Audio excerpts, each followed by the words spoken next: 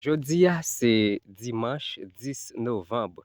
Ki se yon jou dimanche, nou ou nan jardin koutou digo nan men ou kapab leve koutou digo a pou moun yo we li, men li. Nou wap travay, wap retire diri ki a te a, kote de lo a te pase, li kraze, malgre diri yo fin koupe. Koman sa fet li men? Fon ti explike populasyon. Gen mouman, se van, le van pase, i bouleverse diri yo. Yo tombe, le fin tombe, yo a même pasan ou diri yo. Mete krabi na te an ou yo. Lè sa lè pou diri a koupe ak machine, sa yo pa ka retire yo. Yo pa ka retire yo. Yo condamné. Eske sa ou se diri ki pedi ou sinon? Yo pedi, machine pa ka pran yo. Men nou ak an koutou digo nan men ou.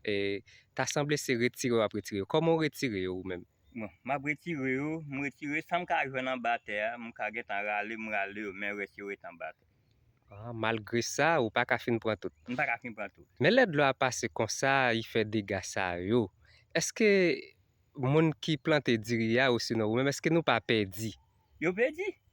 Parce sa pou jwen nan, i deja pase. Y deja pase. Oui, tout jo pasan ou yo leve. Men eske sa va konre de lo a la vek yo, rache yo? Non, il va rache yo parce il deja pran racine bien.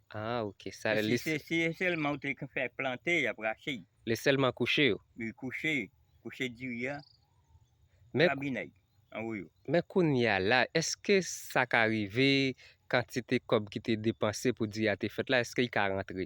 Non, il pa ka rentre ou deja nan perdition. Men koun ya la, lè nou fe perte sa yo, eske nou pa ta dwe jwen yon moun nan l'Etat ki pote sipo li ban nou nan plante pou nou replante ou sinon l'ajan, koman l ka ede nou? Di nou koman? Bon, l'Etat pa jam sou moun kap travay vwe. Ok. L'Etat pa jam sou travay moun kap fe la kitiv la vwe. Parce ou pe di retak pe do. A di nan san sa l'Etat a toujou lan. Oui. Men gen kek ti bagay li kon fè, sa ka arrive, li pa arrive sou. Gen da pa arrive ici, men il ka fet. Paske l'Etat kanmem, ita dwe fon bagay. Men kon ya la, lè di ya fin retire nan espase la kon ya, ki sa ki fet pou permette espase la netwaye pou nou replante ankon? Ben, yo va replante, pou an machine coupe ankon, toujou coupe. Lè sa son kob nou depanse ankon. Ankon. Parce si sa ou pran nan terre la, pou ba mettre à terre di moitié, ça moun nan vin jwenn nan, il pas ka avancer travail là encore. Son l'autre côté là, il faut aimer puis joindre puis continuer travail là encore. Men koutou sa ki nan moun nan, se yon koutou digo depi mpiti m konen moun yote kon koupe diri avek. Li explike moun yo koman sa fet lè na pou retire koupe diri avek koutou digo. Bon, se bout koutou te kon gen. Te kon gen bout koutou pou prendre diri ya. On a bout pan mais quand il y a bout pan vient tomber, bout couteau vient tomber, c'est couteau digo qui remplace derrière deux machines là. Ok. Kon ya le machine nap koupe diri a li men, nou itilize koutou digo a pou retire sal baka pran yo. Ça il pas ka pran. Exactement. Alo la, nou nan plen Romari Barou, nou tap pale avek yon planter. Koman nou pou rele? Michel Nassis. Michel Nassis. Se cultivateur ou même, c'est ça ou fait comme travail. Oui. Eh bien, merci, nous te content parler avec vous, Ok. tout simplement.